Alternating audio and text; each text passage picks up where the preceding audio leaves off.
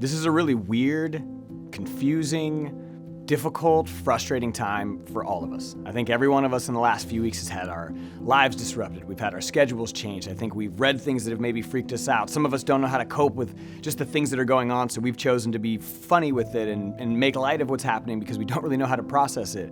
I think if you're watching this video right now, you probably feel a lot like all of us. You feel confused, you don't know what to do, and maybe there's this weird sense of uncertainty that you have. And I know that we're all feeling that way. But before we panic, before we freak out, before everybody loses their mind and buys all the toilet paper, I just want to take a second and maybe just pause. Let's just pause for a second and think about what this moment that we're all going to experience, whether we want to or not, is going to give us. It's going to give us something. Yes, it's going to take something. Yes, we're all going to experience loss. Yes, this is going to be difficult. I don't want to downplay any of that for a moment. But what I want to talk about for a second is there might be something that we can learn and something that we can gain from all of this. If you're new to this show, if you've never seen me sit on this crate and talk, what this show was designed to do was it was designed to talk to kids in the classroom, where we talk about topics like success, we talk about topics like finishing well, about loving on each other, about courage and following your passions and being a good human. And the reason that we created this show was to have conversations in the classroom. And for a lot of you, that classroom is about to change. We're all going to experience this weird shift and this weird transition, but I don't think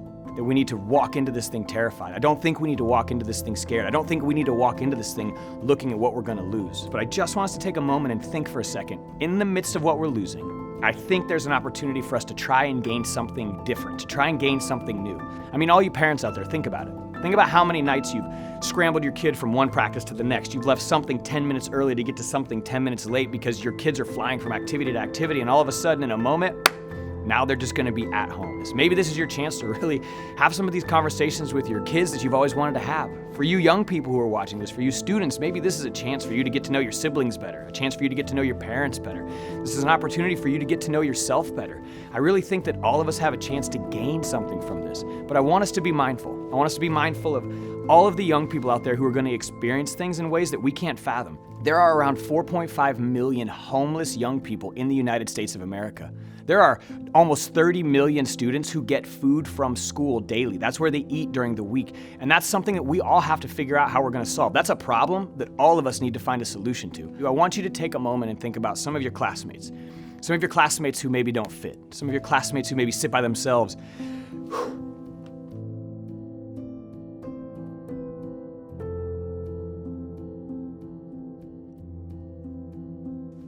I want you to think for a moment about some of those students at your school that maybe they don't fit. Maybe they sit alone at the lunch table every day. Maybe you've walked past them in the halls a million times and you've always wondered what their story was, but you never took the time to find out, and now they're just gonna be at home. And I want you to understand, there are a lot of you watching this. I know that you're gonna be forced to be at home right now, and that's a place you work really, really hard to not have to be. And so I want you all to understand that this now is a moment more than any other time where we need to be a community. And maybe you don't understand why everyone's calling school off, and maybe you don't understand why everyone's being quarantined. Here's what you have to understand. We're doing this because we care about the people around us. We're staying away from each other because we love each other. This whole idea of flattening the curve, what you need to understand, maybe you've made light of this whole thing. Here's what you need to understand. You need to understand that if we all got sick at the same time, the healthcare system couldn't handle it. But if we all got sick over time, we might have a shot at handling this. So one of the best things you can do for your community is self-quarantine. One of the best things you can do for your community is stay at home. Listen, it would be easy for all of us just to sit back and start binge watching all of our favorite shows. It would be easy for you to sit there and just scroll on TikTok mindlessly. It would be easy for you to read every single news report that comes out about what is happening and what you're gonna do about it and how crazy things are gonna get. That's easy. Anybody can do that in this time. But what takes grit, what takes heart, what takes compassion, what takes leadership, what takes empathy is choosing to use this time to find a way to impact the people around you. Come up with something that you can do to come out of this with something tangible and practical to say, I did a good thing with my time. I did something I'm proud of. Nobody wants to look back at this time and wish that they would have done something to make their community better. Nobody wants to look back at this time and regret being lazy and bitter and angry at something that we couldn't control. Every one of us has a chance as an individual to use this as a time to grow as an individual. We all have a chance to use this to try to love and make our communities a little bit better.